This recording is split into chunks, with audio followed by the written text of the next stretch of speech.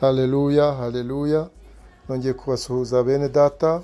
Tugiye kongera kuganira ku bijyanye no kubaka umuryango w'Imana, umuryango turimo, tukareba noneho igitunga umuryango. Ni igiki gitunga umuryango? Muri kumwe na Pastor Dr. Gakwaya Emmanuel, niwe mugiye kuganira nanone uyu munsi. Turasoma ubutumwa bwiza bwa Yesu Kristo uko bwanditswe na Yohana, igice cya 6 umurongo wa 35. Yesu arababwira ati: "Nige mutsima w'ubugingo, uza hondi hazasonza na hato, nunyizera ntabwo azagira inyota na hato." Amen.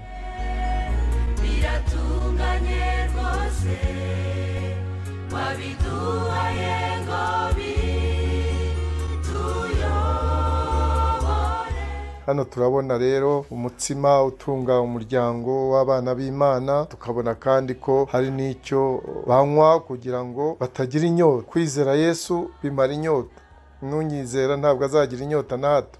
Kandi umurya ubonye umutsima w'ubugingo ni Yesu Kristo, nawe umuriye ntabwo uriye Kristo ntabwo ashobora kugira inzara. Niwe mutsima w'ubugingo. Haleluya. Muri iri jambo turabona ko Yesu yongeye kugaragaza ko ari we Uwiteka, avuga nige, nkaho twarebye kumwe yavuze ati ndiho. Imana yisobanurira Mose ati ndiho. Yesu rero nawe ati nige. Ni hamwe mu hantu 7 Yesu yavuze nige muri Bibiliya, mu butumwa bwiza. Yesu rero hano aributsa ko ari Imana yo kwisungwa, ko ari Imana yo kwizerwa, ko ari Imana ishaka ko tuyiringira rwose twebwe abantu bayo, tuyigirira icyizere. Umwami wacu Yesu Kristo akaba ari agakiza kacu, ari we uduha gukira, uduha ubugingo buhoraho. Ko niko tubisomye nige mutsima w'ubugingo. Ubonye Yesu rero abangana no kuvuga ngo umutsima, Yesu ni umutsima uriho kandi utanga ubugingo. Kristo rero tujya twumva n'indirimbo ziririmba ngo Kristo araryoha nikimara nyota. Haleluya. Yesu rero atanga ubugingo buhoraho. Hano turabona ko mu yandi magambo abantu iyo turebye kurya umutsima, turya umutsima kugira ngo turwanye inzara, kugira ngo umubiri wacu ube mutaraga, umere neza. Mu buryo bwo gufata imibereho yacu yo mu mwuka, bidusaba ko twegera Yesu, tugasabana nawe, tukagira imigenderanire myiza na Kristo. Iyo dufitanye imigenderanire myiza na Kristo, niko iyakubwira, kuko Yesu mwibuka igihe yarari mu butayu ashukwa na Satani, yabwiye Satani ko umuntu adatungwa n'umutsima gusa, ahubwo atungwa n'ijambo ryose rituruka mu kanwa k'Imana. Icyo gihe rero no kuvuga ngo ijambo ryose, Kristo Yesu niwe jambo. Iyo ubonye jambo rero, ijambo ukaryumva mu mutima wawe ukarikurikiza, uba uriho ushira inzara. Ya nzara ngo hahirwa abafite inzara n'inyota.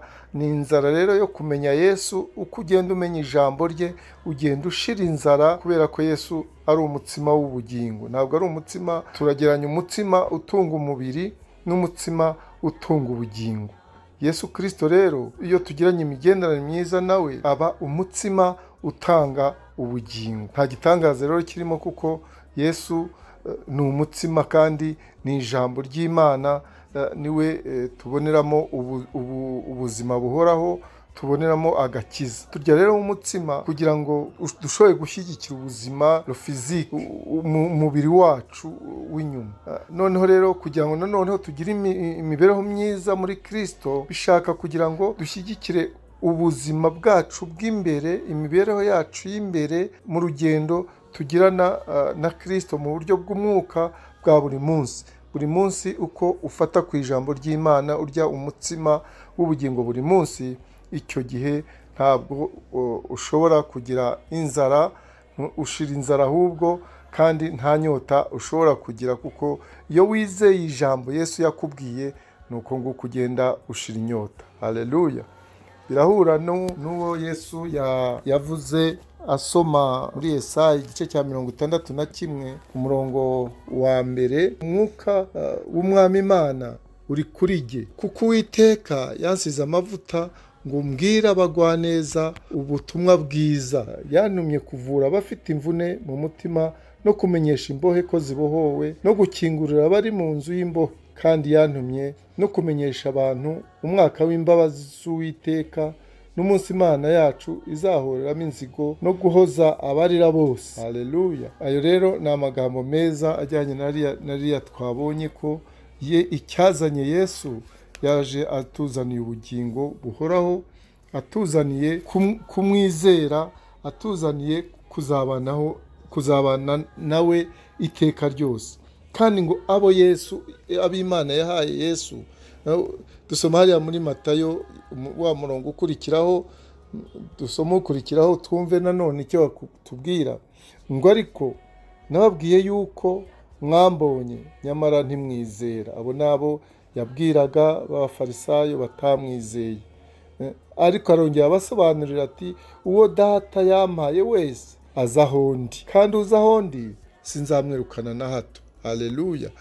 Niyo mpamvu ngo n'udafite ifeza aze aho ari kugira ngo ashire inyota. Ngo kuko ntavanywe mu ijuru no gukora ibyo nishakiye, ahubwo nazanywe no gukora ibyo wantumye ashaka. Haleluya. Umurongo wa 40 avuga ngo kuko icyo Data ashaka ari iki, ni ukugira ngo umuntu wese witegereza umwana akamwizera ahabwe ubugingo buhoraho, nanjye nzamuzure ku munsi w'imperuka. Amen. Ngicyo rero cyazanye Umwami Yesu, ni ukugira ngo aduhe ubugingo, umwizera wese atazarimbuka, ahubwo ahabwe ubugingo buhoraho. Yesu rero abagirire neza kandi akomeze kubana namwe, twitegura ko agiye kuzagaruka.